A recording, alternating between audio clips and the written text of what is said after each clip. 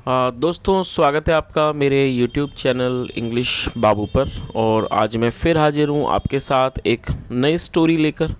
और दोस्तों आज की जो स्टोरी है बहुत ही अच्छी कहानी है और ये कहानी आपको बहुत ही ज़्यादा प्रेरणा देने वाली कहानी है जो आज की ये कहानी है। और दोस्तों इस कहानी के अंदर आपको कई सारे नए इंग्लिश के वर्ड मीनिंग सीखने को मिलेंगे, उनकी करेक्ट प्रोनाउंसिएशन के बारे में पता चलेगा और जो इसका ग्रामर का पार्ट है हम उसे बिल्कुल डिटेल में कवर करेंगे। तो चलिए दोस्तों आज की इस कहानी को हम शुरू करते हैं और सबसे पहले कहानी का टाइटल देखते हैं। कहानी का टाइटल है फॉर्च्यून फेवर्स द ब्रेव। क्या मतलब हुआ? फेवर का मतलब होता है किसी का साथ देना, किसी का पक्ष लेना, और फॉर्च्यून का मतलब होता है भाग्य, और ब्रेव का मतलब बहादुर। तो इस लाइन का क्या मतलब हुआ? फॉर्च्यून फेवर्स द ब्रेव मतलब कि भाग्य बहादुर का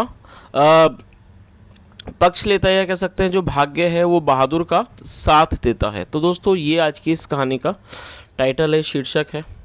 बहुत ही अच्छी कहानी, आपको बहुत ही मज़ा आएगा सुनकर। तो मेरी आपसे रिक्वेस्ट है आप इस कहानी को बिल्कुल ध्यान से सुने, और यदि आपको आज की कहानी में कोई भी नया वर्ड या फिर ग्रामर का नया स्ट्रक्चर देखने को मिले तो आप उसको नोट भी ज़रूर करें।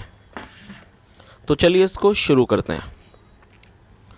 इन ancient times once a king had a boulder placed in the middle of a road। क्या मतलब हुआ? एंशियंट का मतलब होता है प्राचीन, मतलब इन एंशियंट टाइम्स मतलब कि प्राचीन समय में।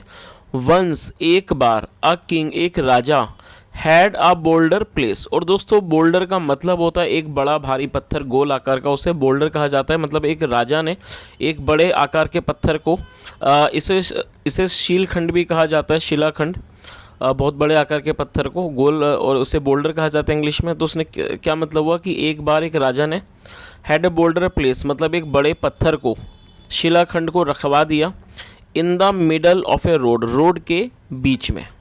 आगे देखिए। Then he hid himself to see if anyone would remove the huge rock। क्या मतलब हुआ? Then फिर he hid himself। और दोस्तों ये जो हमारा वाक्य है ये पास्ट इंडेफिनिट का अफर्मेटिव वाक्य है, जहाँ पर वर्ब की सेकंड फॉर्म का प्रयोग किया जाता है। हाइड का मतलब होता है छुपना या फिर छुपाना, और ये सेकंड फॉर्म है हिड। तो क्या मतलब हुआ? देन फिर ही हिड हिमसेल्फ, उसने खुद को छुपा लिया। टू सी ये देखने के लिए, इफ़ कि यदि, इफ़ एनी वन की क्या कोई, would remove the huge rock क्या कोई इस बड़े, ह्यूज मतलब एक बड़ा या विशाल, रॉक मतलब चट्टान, मतलब क्या कोई इस विशाल बड़ी चट्टान को रिमूव करेगा मतलब हटाएगा। तो इस पूरी लाइन का क्या मतलब हुआ? Then he hid himself to see if anyone would remove the huge rock. और वो फिर उसने अपने आप को छुपा लिया ये देखने के लिए कि क्या कोई व्यक्ति या क्या कोई भी इस बड़ी चट्टान को, इस विशाल चट्टान को हटाएगा। चलिए आगे देखिए। Some of the king's wealthiest merchants and courtiers passed by and simply walked around it. क्या मतलब हुआ? Some of the king's wealthiest merchants. और दोस्तों यहाँ किंग के बाद एपिस्ट्रोफी एस का प्रयोग किया गया है, जिसका मतलब होता है का, के, की। और वेल्थिएस्ट का मतलब होता है सबसे अमीर। तो क्या मतलब हुआ? Some of the king's wealthiest merchants मतलब राजा के कुछ सबसे अमीर जो मर्चेंट्स थे, व्यापारी थे, एंड कोर्टियर्स और जो दरबारी थे, पास्ट बाय। पास्ट बाय का मतलब होता है कहीं से होकर गुजरना, पास्ट बाय मतलब वहाँ से होके गुजरे। And simply walked around it, और वो आसानी से मतलब आसान तरीके से वॉक्ड अराउंड इट, उसके पास से चलकर गुजर कर चले गए। चलिए आगे देखिए।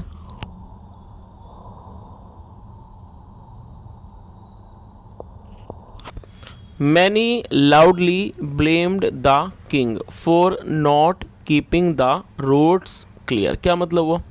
और दोस्तों ये भी हमारा पास्ट इंडेफिनिट का ही अफर्मेटिव वाक्य है, और ब्लेम का मतलब होता है किसी पर दोष लगाना, किसी को दोष देना, उसे ब्लेम कहा जाता है। तो इस लाइन का क्या मतलब हुआ? Many loudly. और दोस्तों ये जो वर्ड है लाउडली, ये एक एडवर्ब है जिसका मतलब होता है ऊंची आवाज़ में, तेज से या ज़ोर से। मैनी लाउडली ब्लेम मतलब कि कई लोगों ने बहुत ही लाउडली मतलब ज़ोर से ब्लेम किया, दोष दिया, किसे?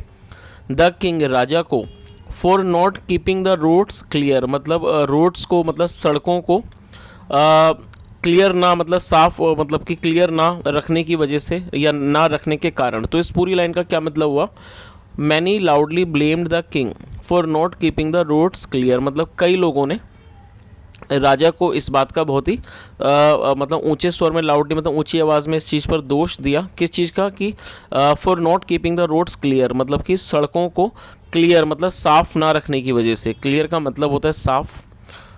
आगे देखिए, but none did anything about getting the stone out of the way. क्या मतलब हुआ, but none did anything, none का मतलब किसी ने भी, बट नन डिड एनीथिंग लेकिन किसी ने भी कुछ नहीं किया, about getting the stone out of the way, क्या किस बारे में, about getting the stone out of the वे मतलब उस पत्थर को रास्ते से बाहर हटाने में या बाहर करने में किसी ने कुछ नहीं किया। तो इस पूरी लाइन का क्या मतलब हुआ कि but none did anything about getting the stone out of the way, लेकिन किसी ने भी कुछ नहीं किया इस पत्थर को रास्ते में से हटाने में।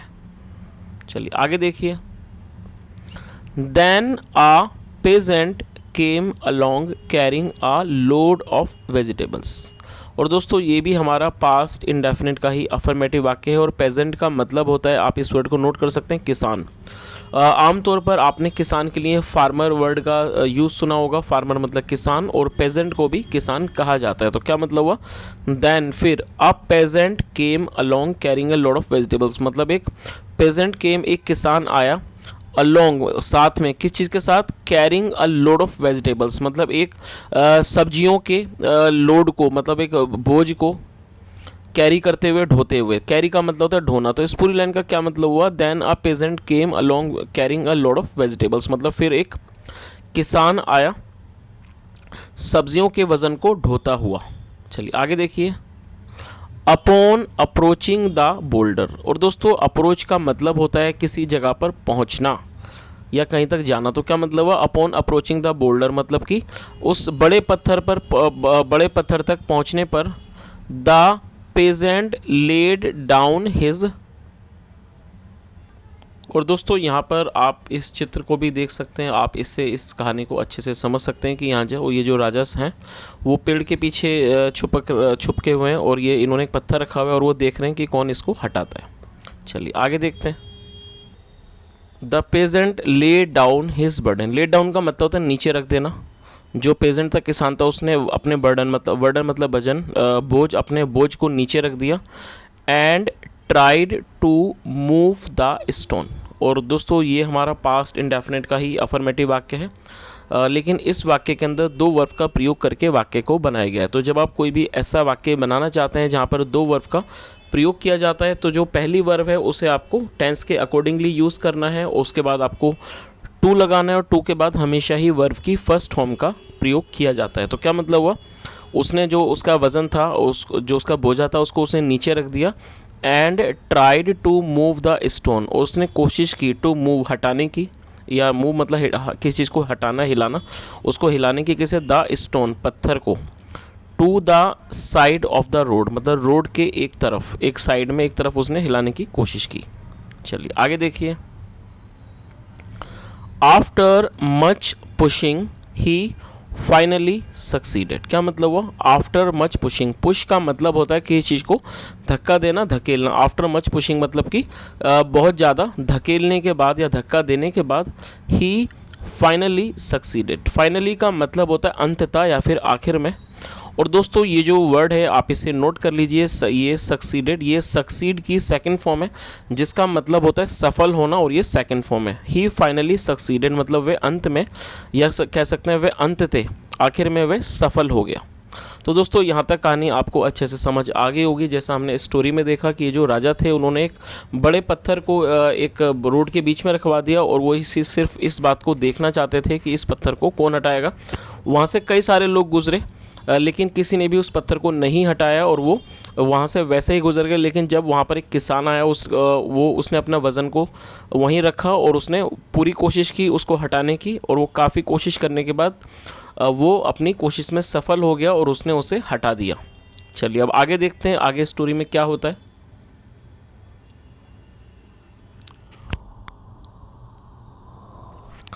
After the peasant picked up his load of vegetables. क्या मतलब हुआ?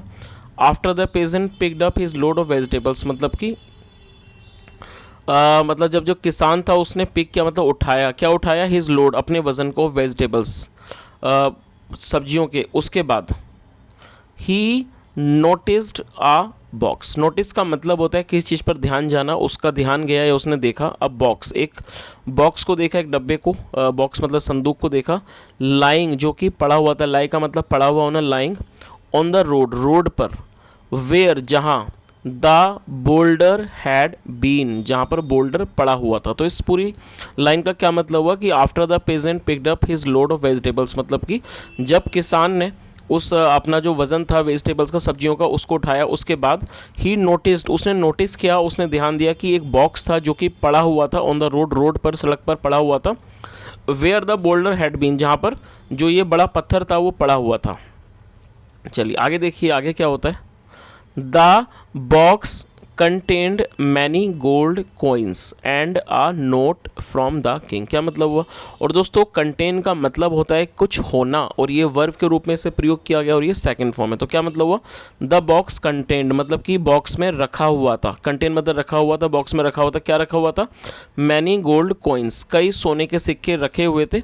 एंड अ नोट, और एक पर्ची, एक नोट रखा हुआ था, एक पर्ची रखी हुई थी, फ्रॉम द किंग, राजा से, मतलब कि वो जो नोट था और ये जो गोल्ड कॉइन्स थे वो राजा की तरफ से रखे हुए थे। चलिए आगे देखिए।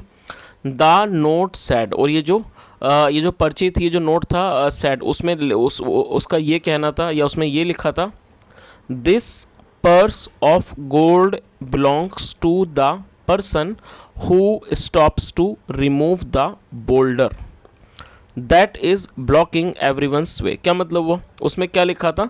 दिस पर्स, पर्स का मतलब होता है किसी प्रकार का बटुआ वगैरह, उसे पर्स कहा जाता है, या छोटा थैला। तो उसमें क्या लिखा था? दिस पर्स ऑफ गोल्ड, मतलब ये जो पर्स है, मतलब ये जो थैला है गोल्ड का, सोने का, बिलोंग्स टू द पर्सन, ये उस व्यक्ति को बिलोंग करता है। बिलोंग का मतलब ये उसका है, टू द पर्सन उस व्यक्ति का है, हु स्टॉप्स। और दोस्तों हु एक रिलेटिव प्रोनाउन है जिसका मतलब है जो, हु स्टॉप्स जो रुकता है, टू रिमूव द बोल्डर जो रुकता है बोल्डर को, मतलब इस बड़े पत्थर को हटाने के लिए।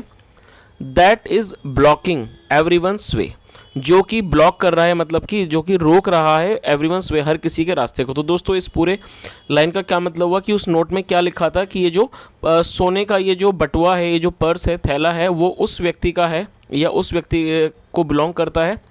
The person who stops to remove the boulder, मतलब कि जो रुकता है इस बड़े पत्थर को हटाने के लिए, जो सभी का रास्ता रोक रहा है। चलिए आगे देखिए। और दोस्तों अब इस कहानी का जो मॉरल है, और सबसे पहले अब मैं सोचता हूँ ये जो कहानी है इसको एक बार समराइज़ कर देते हैं। यहाँ तक आपको अच्छे समझ आ ही गई होगी कि ये जो राजा साहब थे वो उन्होंने उस बड़े पत्थर के नीचे एक थैला रखा हुआ था जिसमें कुछ सोने के सिक्के थे और साथ में एक नोट भी था। तो वो सिर्फ ये चीज़ देखना चाहते थे कि उनके राज्य में ऐसा कौन व्यक्ति है जो कि वहाँ पर रखे उस पत्थर को हटाए, ताकि वो रोड को मतलब कि उस रोड जो आने जाने का जो रास्ता है उसको खुल सके। तो राजा साहब ने उस बड़े से पत्थर के नीचे एक पर्स भी रखा था जिसमें कुछ सोने के सिक्के थे, गोल्ड कॉइन्स थे, और वो ये सिर्फ देखना चाहते थे कि ये जो पत्थर है इसको कौन हटाएगा, और जो भी पत्थर हटाता उसको उसी व्यक्ति को वो पर्स मिलता। तो चलिए आगे देखते हैं इस कहानी का मॉरल क्या है। Every obstacle presents an opportunity to improve our condition. क्या मतलब वो? दोस्तों ऑब्स्टेकल नाउन है जिसका मतलब होता है बाधा, और प्रेजेंट का मतलब होता है प्रस्तुत करना। Every obstacle presents an opportunity, opportunity मतलब अवसर। क्या मतलब है इस लाइन का? Every obstacle presents an opportunity, मतलब कि हर जो बाधा है वो प्रेजेंट करती है, मतलब कि प्रस्तुत करती है, एक अवसर को प्रस्तुत करती है। टू इम्प्रूव मतलब सुधार करने के लिए, आवर कंडीशन हमारी स्थिति को। तो दोस्तों ये आज की एक बहुत छोटी सी कहानी थी, और मैं उम्मीद करता हूँ कहानी का जो मॉरल है आपको बहुत अच्छा लगा होगा। जैसा हमने इस कहानी के अंदर देखा कि जो किसान था, किसान भी उस रास्ते से होकर जा रहा था, लेकिन जब उसको रास्ते में पत्थर दिखा तो उसने उसको ऑब्स्टिकल की तरह नहीं देखा, शायद उसने उसे एक अवसर के रूप में देखा और उसने उस पत्थर को हटा दिया, जिसकी वजह से उसको वो सोने का जो सिक्के थे वो मिले, उसको एक तरह से एक उस चीज़ का इनाम मिला, उसकी मेहनत का। तो दोस्तों ये एक छोटी सी कहानी थी बहुत ही अच्छे मॉरल के साथ। यदि आपको कहानी अच्छी लगी और मेरा पढ़ाने का प्रयास भी आपको अच्छा लगा हो तो आपसे रिक्वेस्ट है, वीडियो को ज़रूर लाइक करें, शेयर करें, चैनल को भी सब्सक्राइब करें और कमेंट करके ज़रूर बताएं यदि आपका कोई भी सुझाव हो। यहाँ तक सुनने के लिए thank you so much. Have a nice day and bye.